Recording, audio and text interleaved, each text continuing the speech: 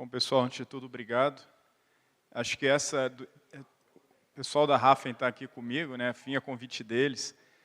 E acho que desde o início da pandemia é a primeira vez que eu subo num palco. Então, a gente está falando aí de 2 anos de gap aí, né? Então, mas é um prazer estar retornando aí com vocês. É um horário um pouco ingrato, o horário do almoço, né? Mas a ideia aqui é passar conhecimento. A gente está no stand 46. Então, se tiver alguma dúvida complementar depois, a gente pode conversar lá com calma. Bom,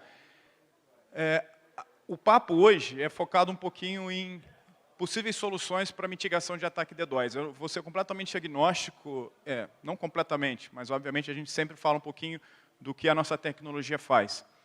Mas a ideia é a gente falar um pouquinho sobre, o título é FlowSpec, conversa definitiva, né? A gente vai entender mais à frente o que é o FlowSpec e explicar um pouquinho o contexto de DDoS nesses últimos 20 anos, né? E qual é a perspectiva de futuro. E, obviamente, também a ideia é a gente balizar um pouco o conhecimento em DDoS. Então, a gente tem uma agenda, né? Tem a história e o background dos ataques DDoS, né? Um pouquinho de histórico, né, do que ocorreu aí nos últimos 20 anos. Falar um pouquinho sobre a questão dos tipos de mitigação que existem. É uma apresentação um pouco técnica, então, se eu estiver sendo muito detalhista, eu peço para vocês realmente pararem e me perguntarem, né? Falar um pouquinho sobre BGP, que é um protocolo aí bastante usado nessas tecnologias que eu vou citar. Enfim, e falar um pouquinho de futuro também, né? Então, vamos lá. O que é um DDoS? Vou passar um pouquinho rápido aqui. E vou contextualizar, acho que fica melhor de uma forma mais didática. Bom, o ataque de negação de serviço é um tipo de ataque hacker que o objetivo dele é causar uma disruptura num serviço da internet, né? De forma bem simplista, quando a gente fala de uma engenharia de telecom, quando você cria um data center, cria um provedor de acesso à internet, você se baseia em alguma premissa para poder construir aquela rede, aquela infraestrutura. O que seria essa premissa? A quantidade de usuários que você vai ter, e com isso você usa como balizador para definir a banda que você vai ter na internet. Quando você cria um data center de um banco, por exemplo, o Itaú, está criando um data center, uma estrutura para servir o Internet Banking. Ele vai ter o quê? Uma demanda em qual ele vai trabalhar para definir o tamanho do firewall, o tamanho do IPS, o tamanho dos elementos que fazem parte daquela infraestrutura de TI. Como qualquer outra engenharia, né? Quando o engenheiro civil vai construir uma ponte, para ele fazer lá o cálculo estrutural, ele tem que saber a quantidade de carros que vão passar, enfim. E ele define a bitola do ferro, por exemplo. O cara é um engenheiro mecânico de uma fabricante de automóveis. Na hora que ele vai fazer as engrenagens lá da caixa, ele precisa saber o torque do motor. Então, isso se enquadra em qualquer tipo de engenharia, né? Que seria o estabelecimento de limites no qual eu estou trabalhando. O ataque DDoS, ele usa exatamente esse limite para causar disruptura. Então, num cenário de um provedor de acesso, o provedor de acesso tem um link de 2 GB, 3 GB, 10 GB, sei lá, de conexão à internet. O ataque DDoS, o objetivo dele é saturar aquela banda e causar uma indisponibilidade no serviço. Então, quando a gente traduz o Denial of Service, né, Distributed Denial of Service, é ataque distribuído de negação de serviço. Por que distribuído? Aí vamos falar um pouquinho de história. O conceito de estourar limites de estruturas de telecom já tinha sido ponderado desde o início da internet, né? Você estabelece uma conexão e, obviamente, se tem alguém com mais capacidade do que você, ele consegue saturar aquela conexão pré-estabelecida. Até o início do século, né, por volta de 2000, a gente tinha muito a nível acadêmico a discussão sobre essas probabilidades. Foi então que um grupo chamado Mafia Boy, um grupo hacker, hoje a gente tem vários, né, mas quem está desde a época sabe, Mafia Boy, usando uma ferramenta chamada Tribal Flood Network, criou um conceito de DDoS distribuído. O que é o DDoS distribuído? Bom, tem lá o cara, provedor de internet do interior, sei lá, do Rio de Janeiro, tem uma banda de 10 GB com a internet. Eu sou concorrente dele e quero causar um problema para esse cara de disponibilidade. Para quê? Para poder fazer uma oferta de qualidade do meu serviço. Se a gente estivesse pensando isso lá no início do século, era difícil, muitas vezes, para um usuário simples, conseguir causar uma disruptura no serviço. É a mesma coisa que você quiser fazer uma greve e só você quiser ir lá para frente da empresa e trancar a porta e nenhum outro funcionário quer. Você não vai conseguir ter o sucesso naquela ação, naquela empreitada. Então, o conceito de distribuir o ataque era, o hacker ele criava uma rede de máquinas sequestradas, que hoje é chamado de botnet.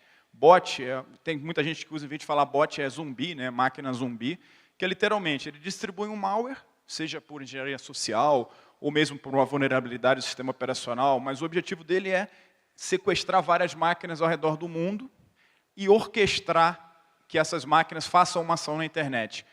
No conceito inicial do Mafia Boy com o TFN, o conceito de botnet era focado em DDoS, puramente. O quê? Eu pego 30 mil máquinas, 1000 máquinas no mundo, somo o poder delas de capacidade de banda e disparo contra um alvo à internet.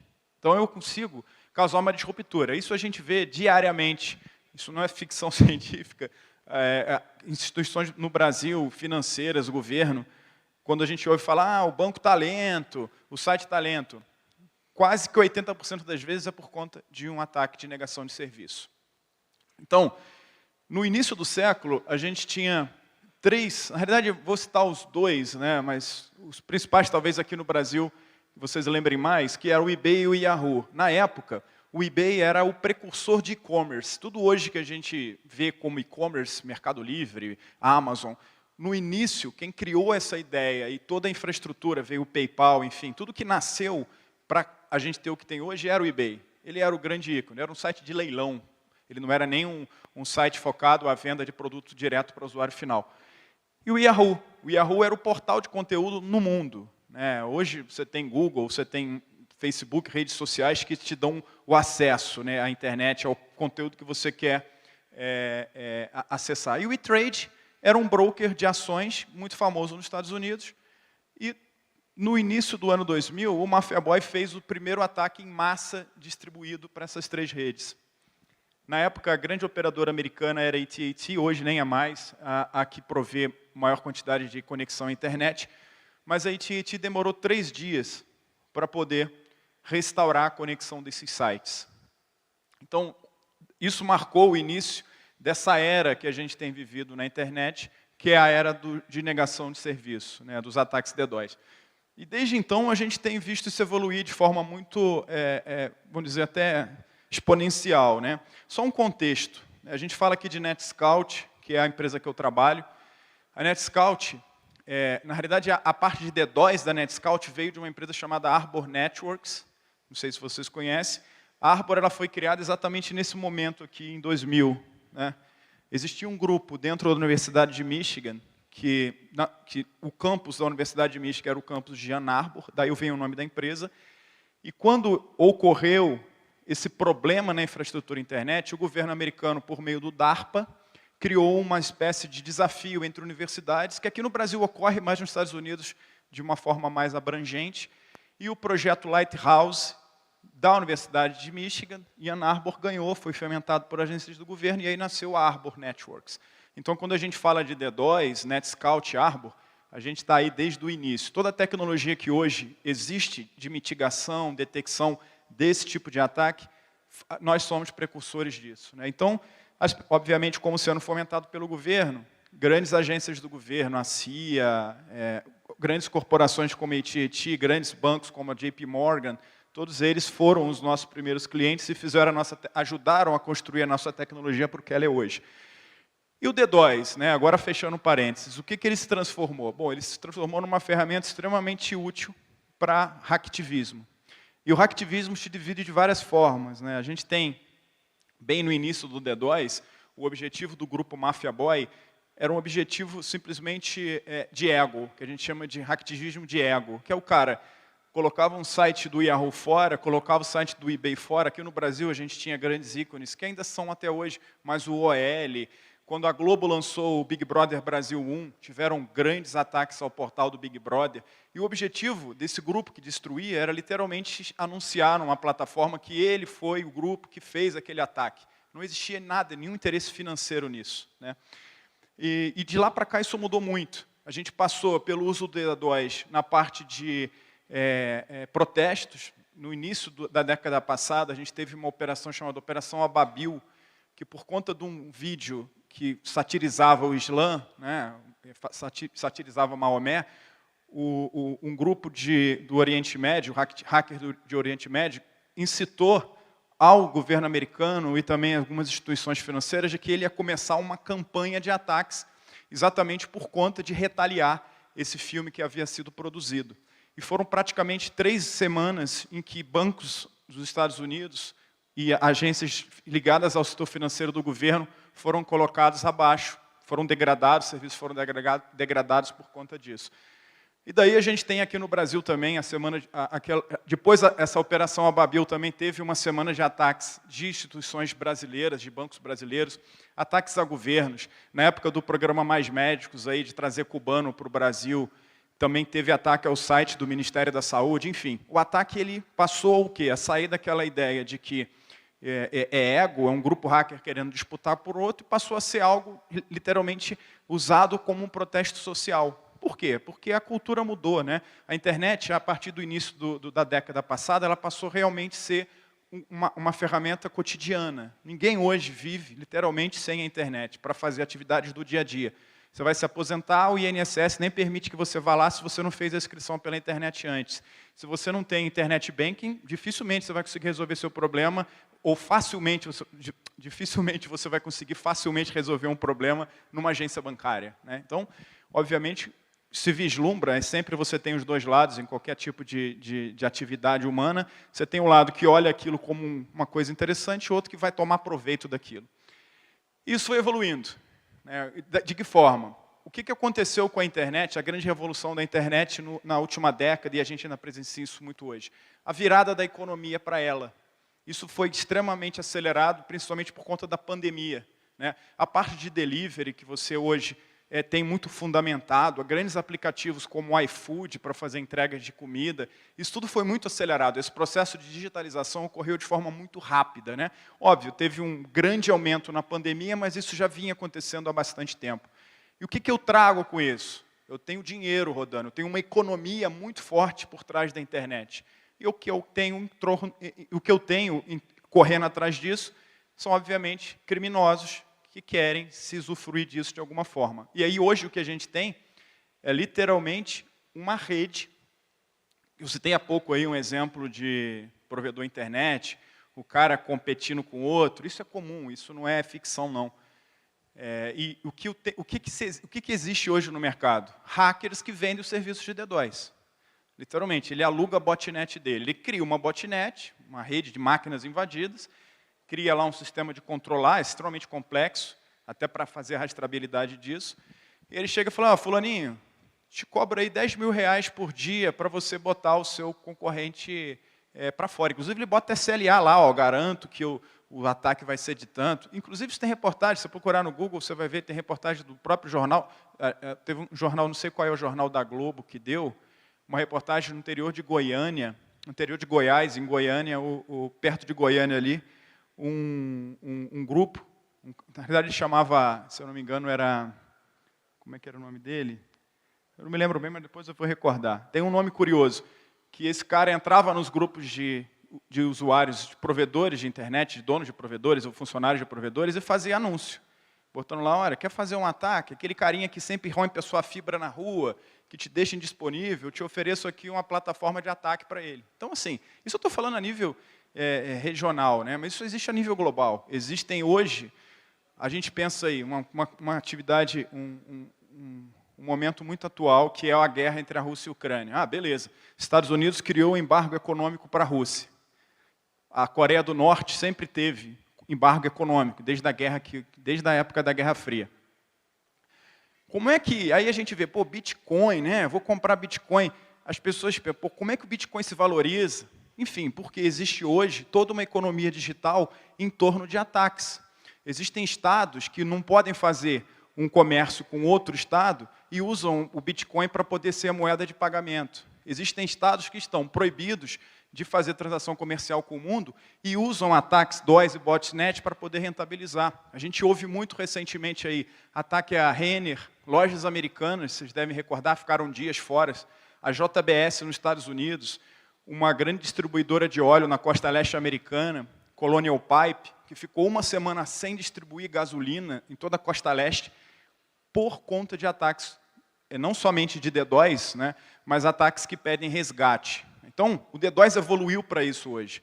O cara faz um ataque para um site e cobra resgate. Ó, teu site está fora, me deposita aí 5 milhões de dólares para eu parar ele. Ou ele invade o sistema, criptografa e fala assim, ó, está fora, você me paga tanto que eu te dou a chave para descriptografar. Tem um exemplo da cidade no interior de São Paulo, que o hacker invadiu todo o computador que tinha o sistema de pagamento da prefeitura e os funcionários tiveram que fazer vaquinha para pagar o resgate do servidor para receber o salário. Isso não é mentira, isso acontece, né? Então, o hacktivismo virou algo extremamente lucrativo, né? O que é o DDoS, né? A gente tem várias maneiras. Na realidade, os hackers eles têm várias possibilidades de ataque. Eu tenho um limite físico que é estabelecido na telecomunicação, né? Uma infraestrutura que você tem de conexão à internet. Um provedor não é nada se não tem conectividade à internet. Ele vende o caminho para a internet. Se aquilo está, de alguma forma, degradado, ele, obviamente, vai estar tendo problema. E que isso se reflete em problemas financeiros. Mas não existe somente a limitação a nível de link. Existem também limitações a nível de firewalls. Você compra um firewall. Quando você compra um firewall para proteger a sua rede, você lá tem a especificação de capacidade que aquele firewall está apto a funcionar. É um limite, né? A mesma coisa vale para um IPS, um servidor, um CMTS, enfim. Qualquer hoje infraestrutura que você tem, a nível de engenharia, não estou falando só de telecom, mas toda engenharia é baseada em premissas de utilização, né? Isso aí é o alvo. Então eu tenho, literalmente, né, todas as possibilidades, e o hacker vai achar, de certa forma, o ponto mais frágil aí da infraestrutura. Então, a gente tem alguns tipos de ataque, uma analogia, né? Ataques volumétricos, que é análogo a isso. Você tem uma via que é a sua conexão à internet, e o hacker literalmente inunda ela e causa uma disruptura, uma lentidão. A gente tem um outro tipo de ataque, que é vamos lá, de uma forma bem didática. Tem os servidores, aquele servidor web lá que tem o seu e-commerce ou o site do seu provedor de acesso, que ali o usuário entra, troca a senha, checa e-mail, né? Eu tenho, além da banda, que também tem a possibilidade de ser saturado, eu tenho a capacidade daquele servidor de atender requisições, que é análogo a um pedágio, né? Eu posso ter uma via de, sei lá, 20 faixas. Se lá na frente eu tenho um pedágio que funciona mal, eu vou engargalar todo mundo, que é o tipo de ataque de exaustão de estado, né? E ataque de aplicação, que é o quê? Aquele ataque focado no servidor web que você tem, ele vai lá e destrói ele. Então, são esses 3 vetores aí que hoje são utilizados para o que a gente chama de ataque DDoS, né? Ataque distribuído de negação de serviço. Em relação ao volume, o que a gente tem visto aí, né? Novamente, a gente está nesse mercado há 20 anos, né? E, na época, se a gente falava, quem falava de 1 giga de banda em 2000, era algo surreal, né? Hoje em dia, você fala de 100 GB, o cara fala que você não tem mais, né? Mas os ataques evoluíram de acordo, né? Obviamente, quanto maior a quantidade e poder dessas máquinas, maior vai ser a capacidade. Então, a gente chegou a um pico aí em 2018 de 1.7 tera de ataque, que isso é suficiente para, muitas vezes, parar, inclusive, países, né? Bom, existem vários tipos de ataque. A apresentação é extremamente técnica. Eu não sei se eu levo ela técnica ou se vocês querem que eu vire um pouco o conceito para algo menos técnico. Mas vamos seguir aqui. Se tiver alguma dúvida, a gente segue. Existem vários tipos de ataque DOS que são focados, por exemplo, em um servidor somente ou em todo o endereçamento IP do cliente. Então, os hackers eles escolhem e evoluem as técnicas de acordo, né? Então, aqui tem um exemplo de um movimento de yoga, né, que é extremamente complexo e que também segue o mesmo ritmo dos ataques DDoS, né? A gente melhora a forma as redes em geral, elas melhoram a forma de se proteger e o atacante incrementa as técnicas de ataque para dificultar, né? Isso evoluiu aí durante os 20 anos. Aí eu falo um pouquinho da Operação Ababil, que eu citei, né?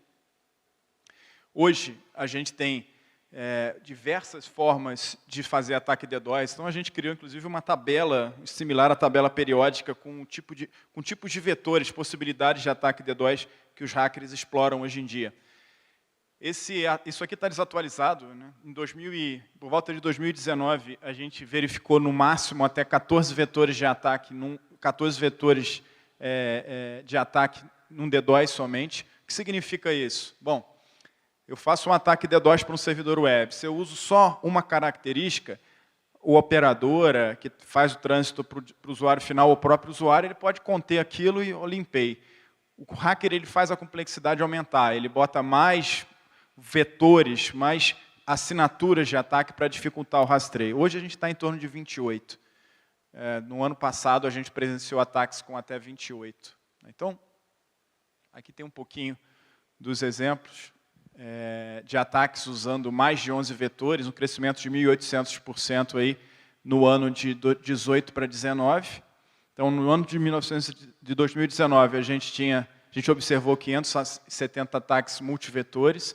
E aí tem diversas formas que o hacker usa aí para poder fazer esse ataque. Tá? Vulnerabilidades aí que permitem que ele explore e faça esses ataques. Né? E aqui na América Latina, o Brasil particularmente se destaca na América Latina. A gente tem, na época da Olimpíada de 2014, não, 2018, desculpa, 16. A gente teve, a pandemia mexeu um pouco com essa questão de número aí. A gente teve grandes ataques à infraestrutura do backbone olímpico, que chegaram aí, foi até o recorde até então mundial. A gente teve ataques que se sustentaram de 570 gigabits por segundo, partindo de câmeras de vigilância ao redor do globo. Então, os hackers invadiram câmeras de vigilância, essas que a gente vê cotidianamente aí, colocaram malware ali dentro, e durante a Olimpíada eles atacaram o backbone olímpico. Né? Todas essas câmeras foram programadas ao mesmo tempo, fazer um ataque para a estrutura de um patrocinador da Olimpíada, e isso aí foi, na época, o primeiro grande ataque que a gente chama, que veio de IoT, né? Dispositivos de internet das coisas. Aí várias botnets surgiram em cima disso. A principal delas é a Mirai, que é uma botnet muito conhecida, que o objetivo dela é invadir esses dispositivos e permitir que o hacker coordene ataques a partir dele. Né? Aí, quando a gente explica isso para as operadoras, fala, beleza, mas o que eu faço? Como é que eu posso resolver esse problema? Porque eu contrato um link com uma operadora. Eu não consigo, por mim, muitas vezes, resolver o ataque. O problema é gerado antes do meu link. Né? Na realidade, nem sempre. Na realidade, nem sempre. E aí é o que a gente vai explorar um pouquinho as possibilidades. Tá? Então, obviamente, para cada tipo de ataque, você tem defesas diferentes. Literalmente, isso vale para qualquer tipo de segurança. Seja aqui mesmo, né, você tem lá o pessoal que faz a guarda inicial, tem o cara que verifica seu crachá, tem os guardas que ficam aqui ao entorno olhando, são níveis de segurança. Isso vale também para qualquer tipo de proteção que você queira ter para a sua infraestrutura de TI. Né? E, obviamente, isso tem que ser bem trabalhado. A gente tem um protocolo que inicialmente foi criado puramente para coordenar a ação de roteamento na internet, que é o BGP, vocês devem conhecer ele. E o BGP é um forte aliado no combate a ataques de negação de serviço. Então, o BGP é usado de diversas formas. Uma delas é o que a gente chama de black hole, que a gente vai falar mais um pouquinho à frente. Depois a gente tem o black hole baseado em origem, né?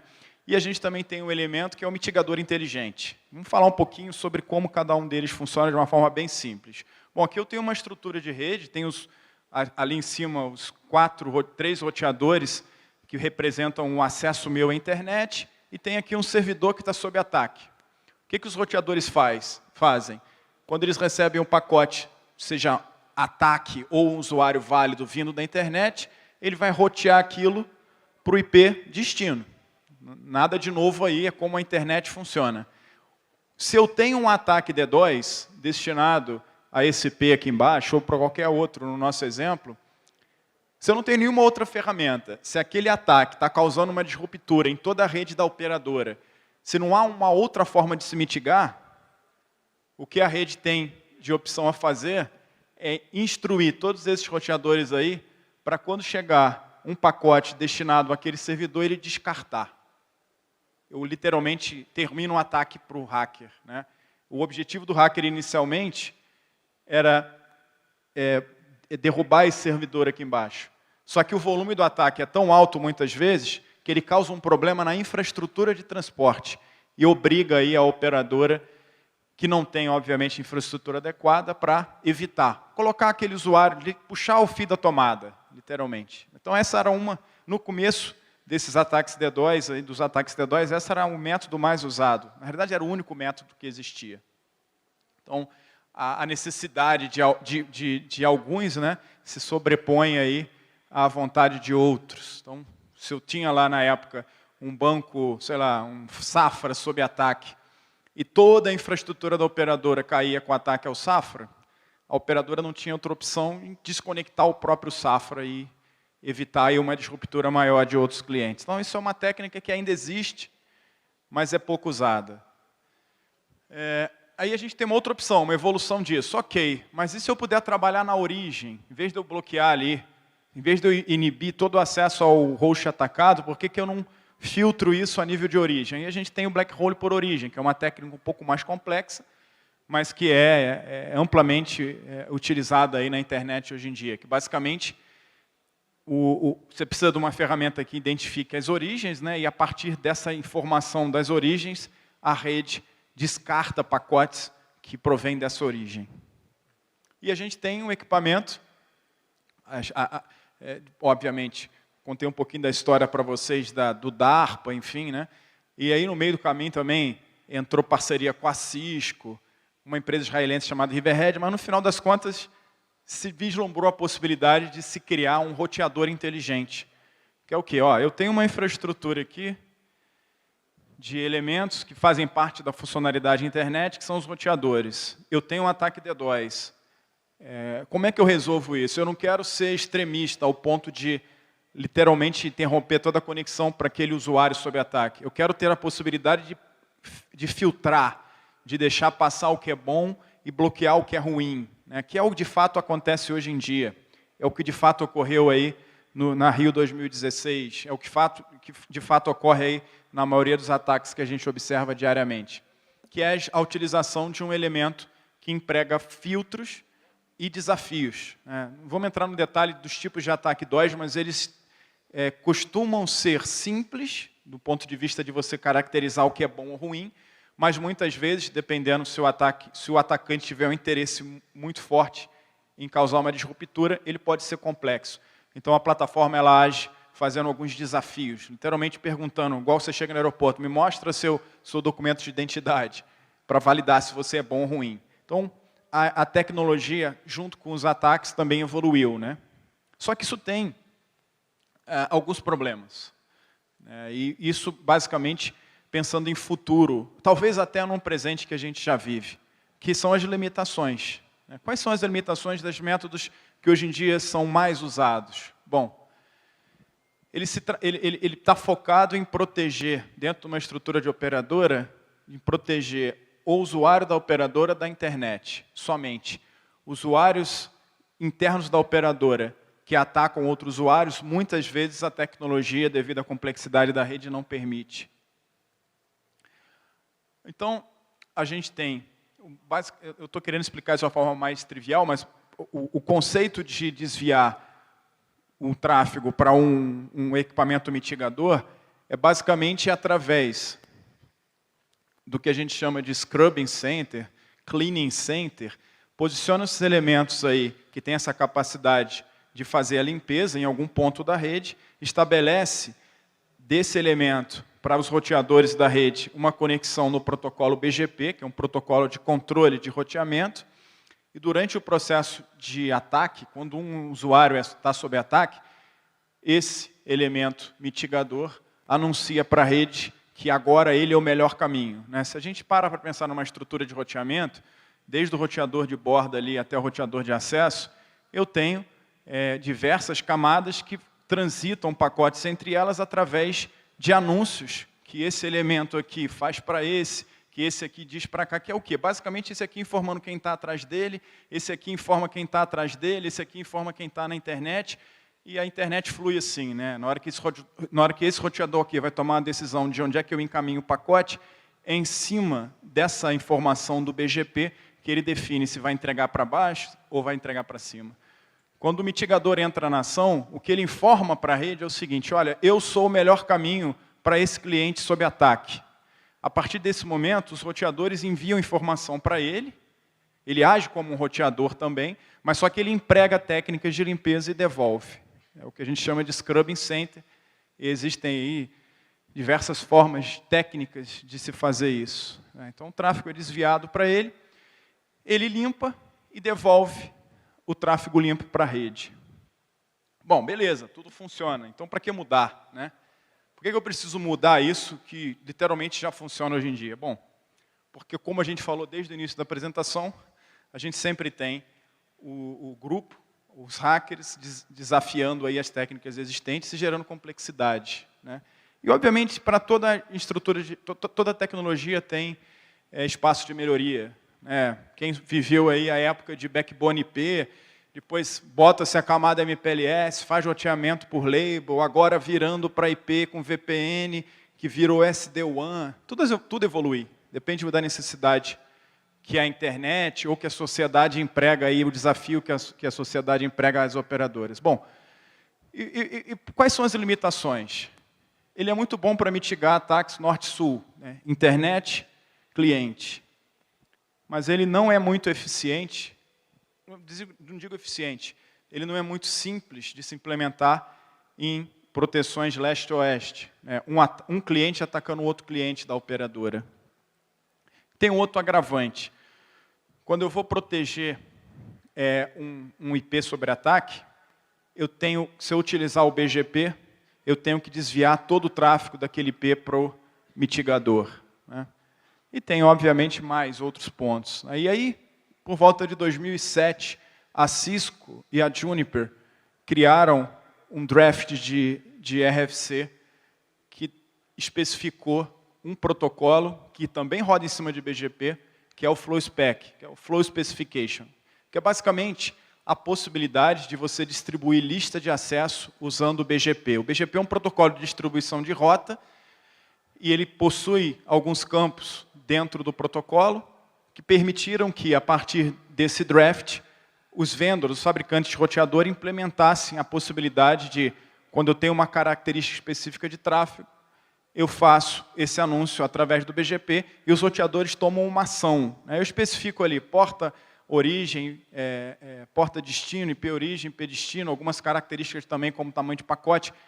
Cada fabricante implementa de uma forma. Tá? Hoje já existe uma certa unificação.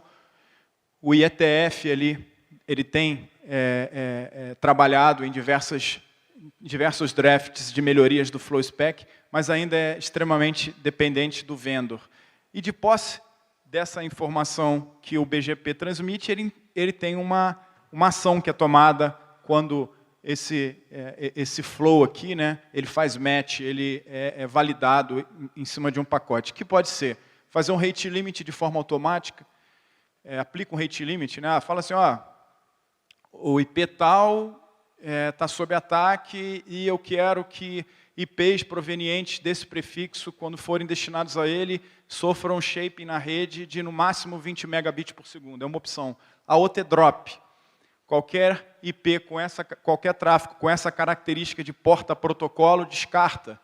Ou redirecionar para uma tabela de roteamento fora da global, né, uma tabela de roteamento em cima de VRF. Ou setar um DSCP para poder tomar uma ação na rede, que seja desviar para um outro ponto, fazer uma ação de segmento em route. Enfim, é um protocolo extremamente complexo que permite que você tenha aí a soma dos dois mundos, né, que a gente vai falar mais à frente.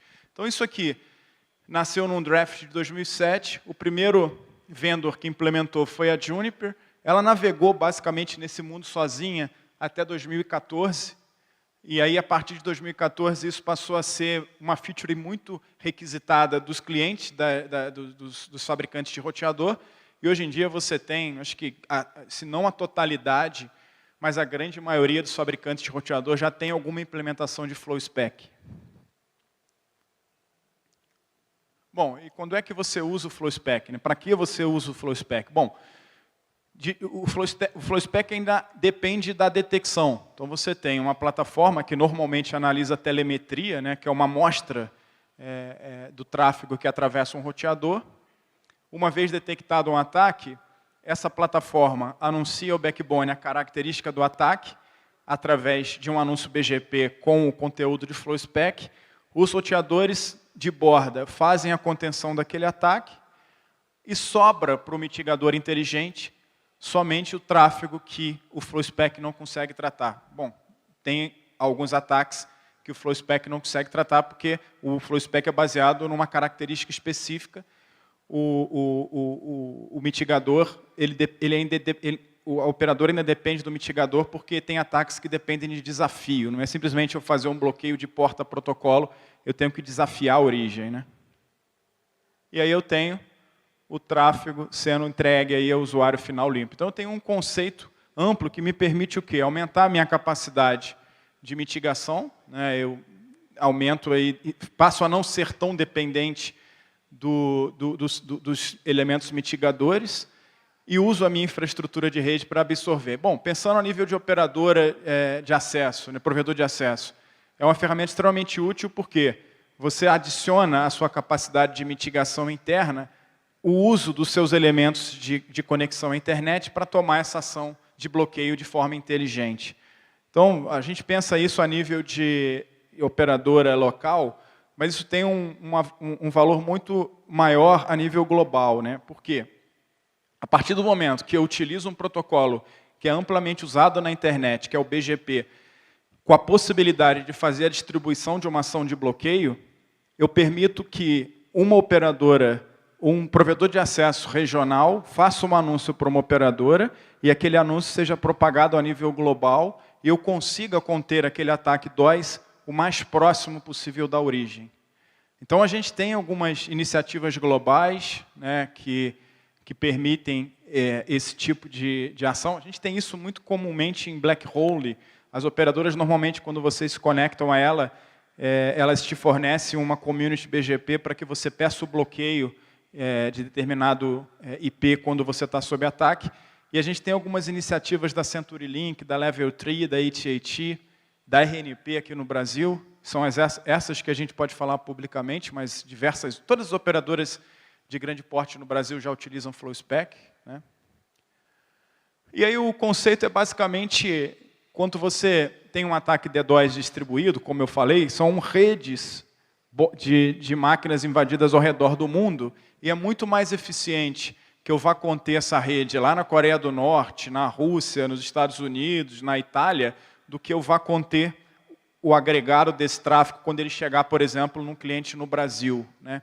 Então, eu tenho várias torneiras no meio do caminho, né?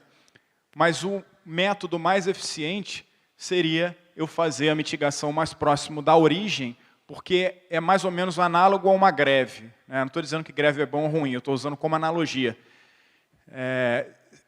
Vamos lá, greve no sentido de... greve, acho que a analogia não fica legal, protesto, né? O cara vai, todo mundo para a rua e vai lá fechar... Vamos lá, Presidente Vargas no Rio. Se eu conseguir conter todo mundo em casa antes deles conseguirem chegar na Presidente Vargas, eu vou evitar que ela seja congestionada. É mais ou menos essa ideia. Se eu conseguir conter essas bots, essas máquinas invadidas mais próximas da origem, eu diminuo a disruptura que ela causa aí no meio do caminho até chegar no elemento atacado. Então, o FlowSpec é uma ferramenta extremamente útil.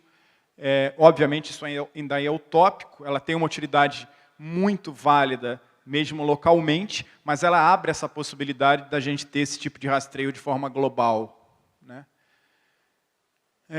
Bom,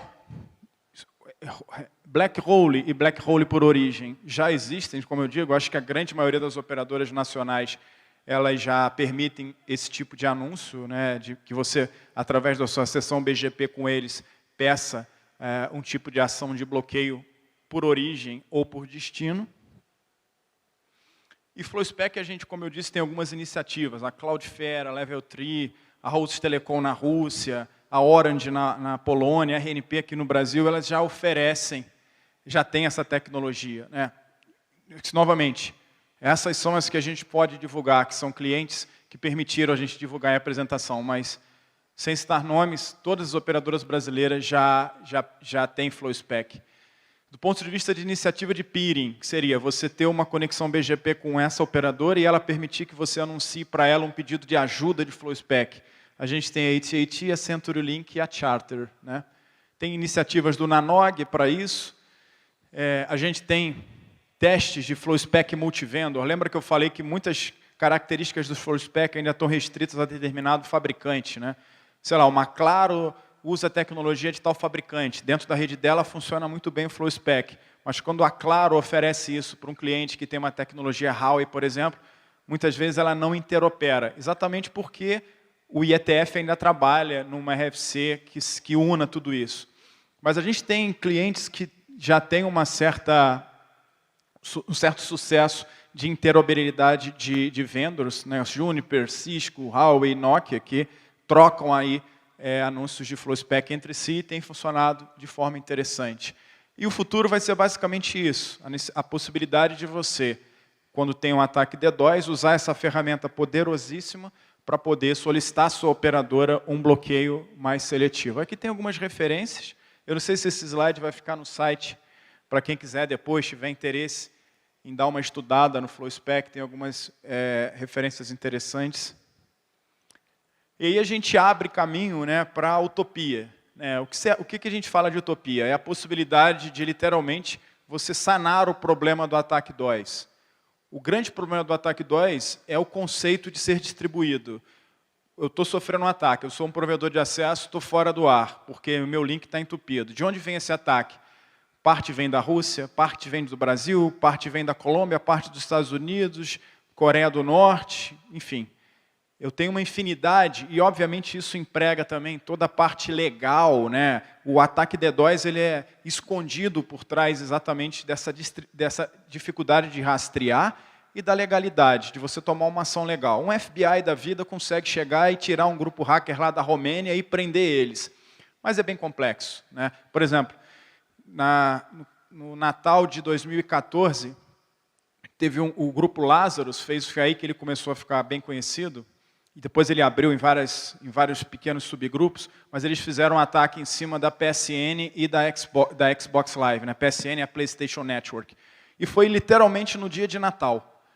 Quando você compra um videogame hoje, quem tem sabe, sem a internet você nem consegue ligar. Ele vai pedir o registro, vai se cadastrar, criar sua conta.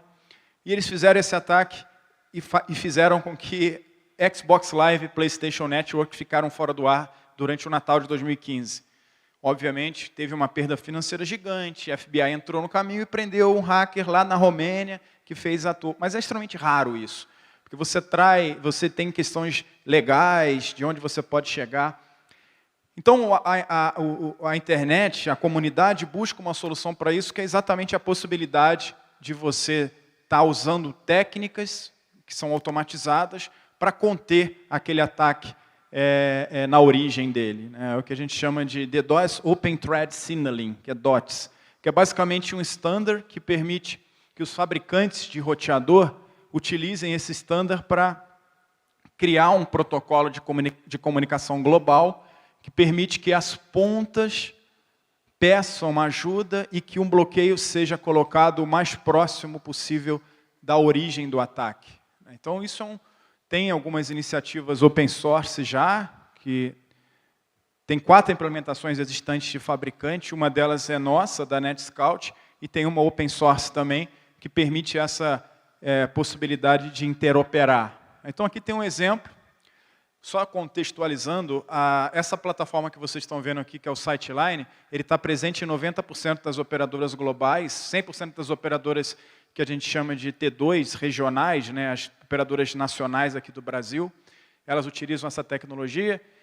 Boa parte também do mercado de operadoras regionais também possui, e a gente empregou nela esse conceito de DOTS, porque uma vez um cliente de uma operadora, que possua uma plataforma que se conecte globalmente a ele, através do anúncio para a nuvem, eu consigo identificar um ataque ali, essa operadora faz o bloqueio na rede dela, conversa com a operadora que se conecta com ela, pede também um pedido de bloqueio, e dessa forma, esse pedido de auxílio de bloqueio vai chegar até a origem do ataque e conter ele ali, e muitas vezes permitindo até a destruição da bot. Falar alguma coisa? Meu tempo? Não, já acabei. É isso aí, pessoal. Desculpa, eu sei que foi bem rápido, tem muito conteúdo técnico aqui, mas eu agradeço a presença de vocês, especialmente por conta da hora, que é a hora do almoço. Tá bom? A gente está lá no stand 46, na Rafen, que é o nosso distribuidor aqui no Brasil. Qualquer dúvida que vocês tenham, não necessariamente a nível de produto, mas a nível de técnica também, vocês podem aparecer lá para a gente conversar. Tá bom? Obrigado.